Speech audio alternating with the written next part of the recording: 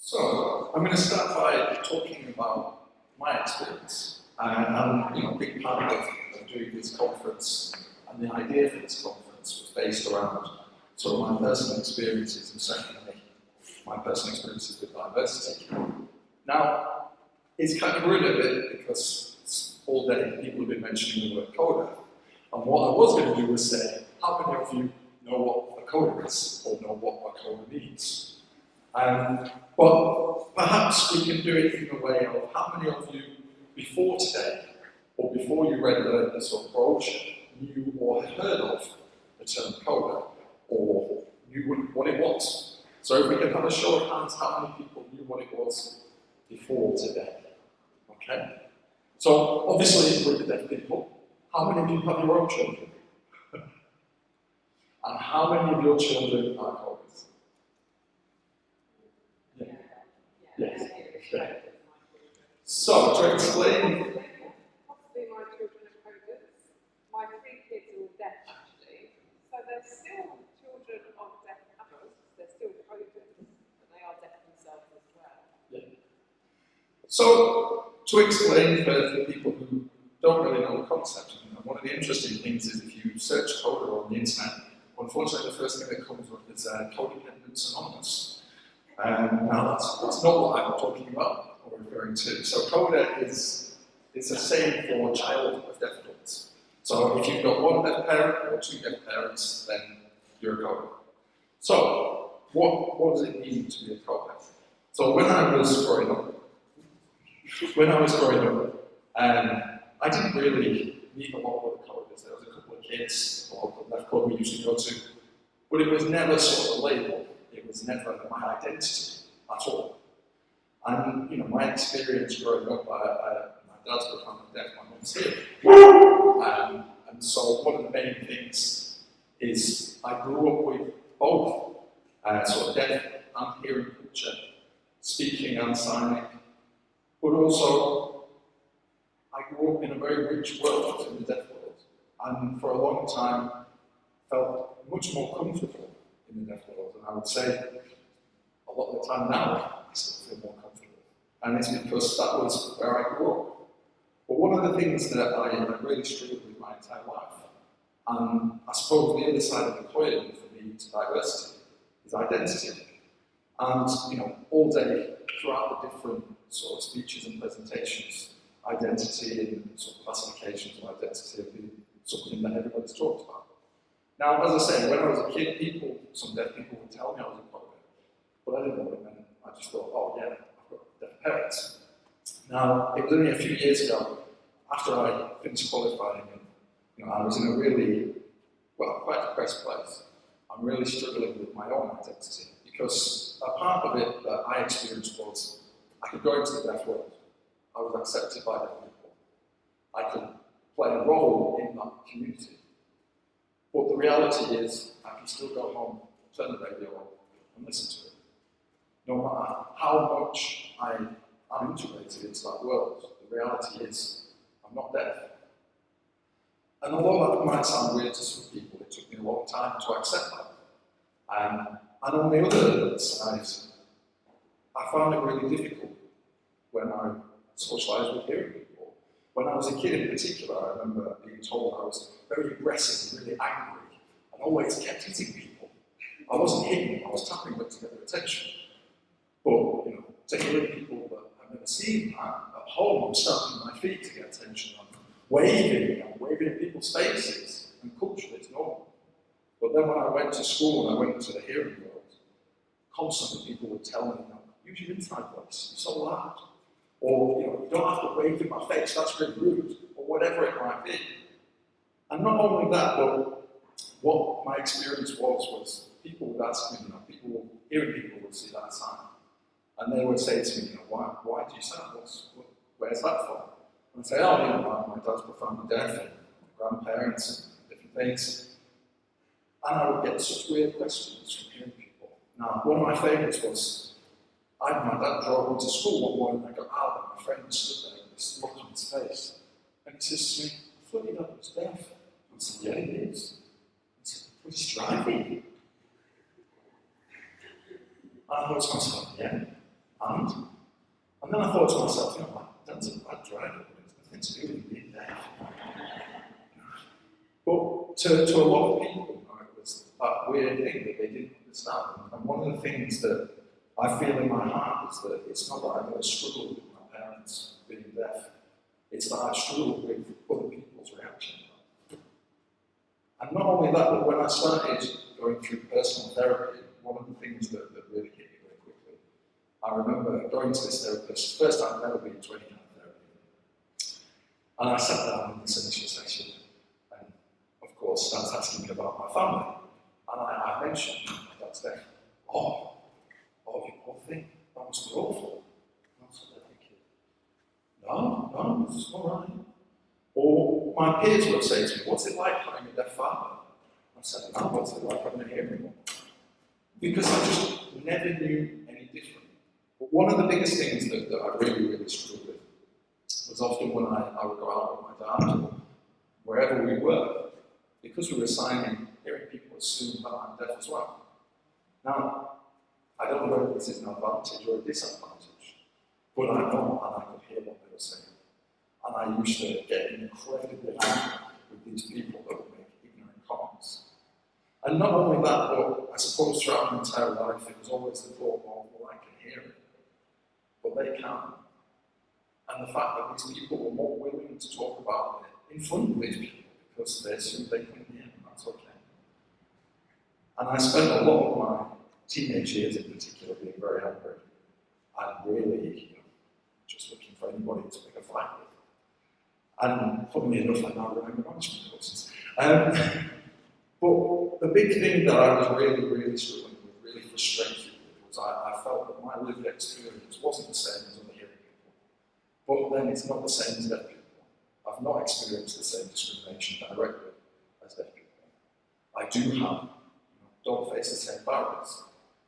And so I really struggled in myself in terms of, where is my part, where can I live, feel connected, feel involved with other people with a shared lived experience.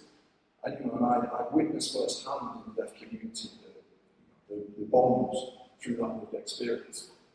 And it was only a couple of years ago, I started working as a therapist. I just recently qualified.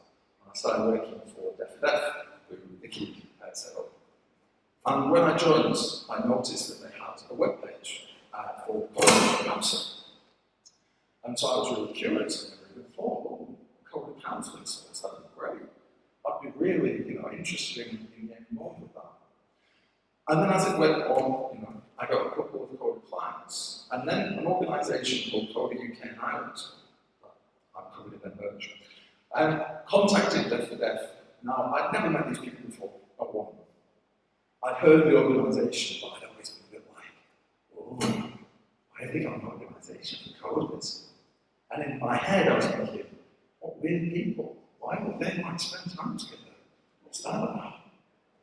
And then they contacted me, and they asked if I'd come to this camp. So they run a camp every year for CODAs. So we're looking at 20 volunteers, all CODAs, and about 90 kids each year.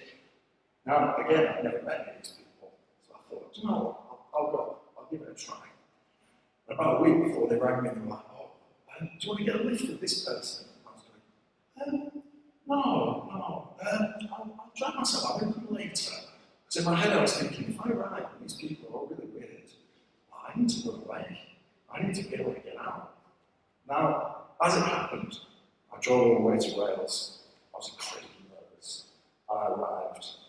I walked into this room with 20 other people. And the minute I walked in, one of them came up to me and gave me a massive hug. And I just thought, okay, this is what we're doing, right? Fine, no problem. And then went around everybody, giving them a hug.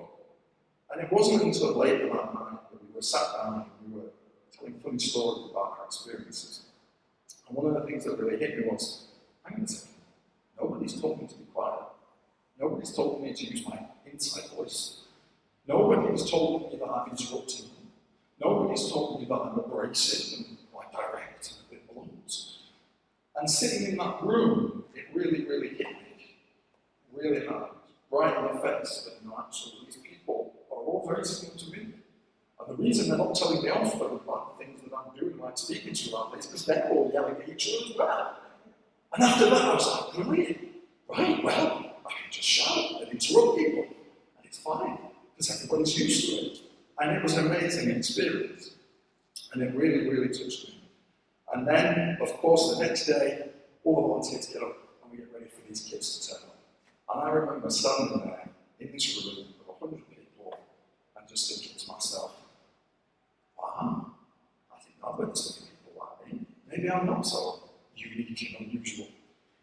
But it was an amazing feeling that, not only was it my peers, people my age, but it was these kids as well. And one of the most heartwarming stories was this child who came, and the parents contacted us beforehand and said, we're having real difficulties. He's really embarrassed when he signs from in public. He's really ashamed of being out in public with us because of the way people respond and this kind of stuff. And one of the big things we do at CODA events is CODA talk. Now, this is just sort of little prompts about different things that have been positive and negative about being a CODA. And at the end of the weekend, when all the parents came to pick their kids up, not only was this kid so happy, but the minute his parents walked in, he ran up to them and sang fluently to them. And their faces were just like, what's going on? And he said to them, I'm proud. I don't have to be embarrassed anymore. I know there's loads of people here just like me. And it was that experience, and I think, for me, part of it was a real loss, because I felt like, where the hell was this when I was a kid? Why didn't I get this experience? And then a week after the camp, I happened to get a bit excited, like I do. A bit of a magpie, get excited by shiny things. And I started talking to a couple of the board members, and they said to me, we're actually looking for board members. And I was thinking, oh, okay. Me? No. Well, this person, they've been around for years. And they're like, no, we'd be really interested. So I thought about it, and I was like, how have I ended up in this situation? I met these people about a week ago, and now I'm joining their board of directors. But actually, that was about a year and a half ago, and I've had the most amazing experience ever since with them as an organisation, adult socials with the kids. And it's just amazing. And one of the funny things is every time we have an adult social, we go out for a meal. So last weekend we were up in Liverpool, and we were having a meal, and there was 15 of us all sat around, and we all sort of talk, half sign, half talk, switch between the two. And this waiter came over, and you could see him sort of hovering by the table, looking round at us. And I could see him trying to work out, why the hell are all these people here? Because, different races, massive difference in age. What's going on? And they'll often ask. And so I'll say, oh, well, we've all got their parents. And they go, right, but why, and then we explain, well, we're CODAs, and we all have very similar shared experience and things like that. But it's quite an alien concept for a lot of young people if they've not had contact with their world or CODAs for that matter. But one of the biggest things that I got from the experience was feeling that I spent most of my life growing up between these two worlds, between the deaf and the hearing world. Now, it wasn't until last year that I met this organisation that I never even considered that there was such a thing as a CODA world. That it's not that I can't fit in fully with the deaf world, and because I'm hearing, I can't take that as my identity. It's not that I can't fit into the hearing world, the opposite to the hearing world, because I'm culturally deaf or have that experience and that upbringing. But actually, I discovered that there was a place all just for me and for people like me, and it was amazing. And following on from that, this last summer, I was invited to go to an international conference of CODAs. Now, for me, this was like Christmas all at once. And I arrived in France, and I met people from 26 different countries over a week. The oldest person there was 96. The youngest person there was 18. And we all shared these experiences. And it was amazing because I started talking to people from the other side of the world, from Australia, Canada, America, wherever. But the stories that we have from our childhood the memories that we have, there are similarities not only with my peers in this country, but across the world. And to have that feeling, and because there were so many of us, we'd taken over the whole hotel. And the poor staff don't think quite knew what to do with this. But if you can imagine, 250 people, just like me, loud, abrasive, confident, not afraid to ruffle feathers, and it turned out for an interesting week. And I just had this amazing experience of meeting all these people from around the world. Now, the only thing I suppose in my mind I can ever compare it to is a deaf person finding deaf words for the first time. And that experience of, I don't have to live in this world where I always feel less than. I always feel that there's something missing. I'm deficient in some way. It's that experience of, do you know what? It's not that I'm deficient at all. This is who I am. This is my identity, and I can be proud of that. And I used to be really embarrassed about telling people I was a CODA, whether that be deaf people or hearing people. But over the last couple of years, I felt that I've really been able to embrace it as a huge part of my identity. And not only that, but I've started working with a lot more CODA clients. And CODA isn't a protected characteristic of the tech. So it's quite difficult in terms of the funding. And people might say, what is it that I can offer a CODA that a hearing therapist couldn't? And it's not necessarily the same with deaf people that you need that language. But it's the fact of you need to understand the context. Because so many therapists, so many mental health services just assume that if I'm depressed, if I've got mental health problems, it's because my parents are deaf and we never had a good relationship. And it's nonsense. It's absolutely nonsense. I learned to sign the same way I learned to speak. It wasn't very good signing, but I could communicate. But not only that, I feel that it has, my experience has served me well in terms of my training, in terms of becoming a therapist. And not only that, but since starting training as a therapist, I now work with people on the autistic spectrum as well. And one of the biggest things that I realised was working with autistic clients, it's about finding the communication. It doesn't have to be a specific communication, but just finding a way to communicate, to engage. And that's the difficult bit. And I think that's what's one of the biggest things, as my experience as a CODA, it's not that I sign high-level, very competent BSL. I'll stand in a pub with a pint in my hand and sign with one hand, because that's just normal. But it's that ability to see somebody struggling to access something, to see someone struggling to understand it, and having the patience and the thought process to sit there and think, right, how can I adapt around doing things so that this client can engage with me? And I think so often, we get that referral through and think, oh no, I can't see this client, how would I even start to do that? And what I want to really encourage people to do is, take on those clients. Take on those clients that challenge you. But try and find a way with those two, between you and the other person. Because actually that creates that therapeutic relationship in and of itself. That is, as far as I'm concerned, a big part of the work. And, my experience with working with other CODA clients, they're all individuals, they're all unique. But to be able to have that shared lived experience, that shared understanding between client and therapist, again, like a lot of other people we're talking about today, they don't need to explain it to me. They don't need to explain the context, the background, because I know it, because it's similar to my own. And, it's just really bolstered me who I am, made me a lot more confident. And also seeing the kids at the camp just growing confidence and not being ashamed of them. They come to camp and they're embarrassed about signing, and then leave camp and all they want to do is sign and talk about being a CODA and all this kind of stuff. And there was one young man in particular who unfortunately I identified with more.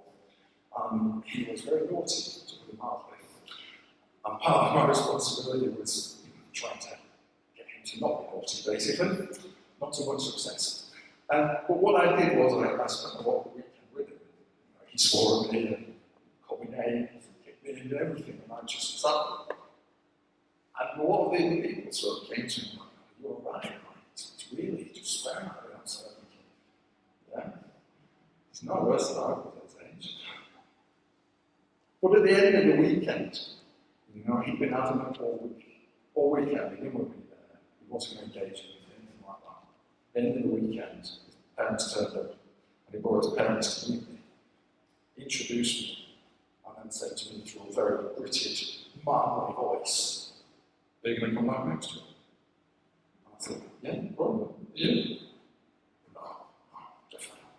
But he did. And it's, you know, that experience of finding my tribe is the one I'm talking about. And it's just an amazing experience. And I would love to talk about it all day. And if anybody has any questions, please do feel free to ask, or come find me later. But what I wanted to do now really was just to wrap up the conference. And I suppose one of the big things really for me was my aim with this conference was to get as many different people involved as possible. But not only that, it was to get a platform for a lot of our counselling placement students who have just spent a year or longer doing a dissertation. And I suppose I always felt like, if you're going to dedicate a year of your life to something, you don't want it to sit on the shelf. You want to share it with people. And I just wanted to thank everybody who's come, and in particular people who have helped me organise this conference. It's been a huge, I suppose, success as far as I'm concerned, and I hope you feel the same.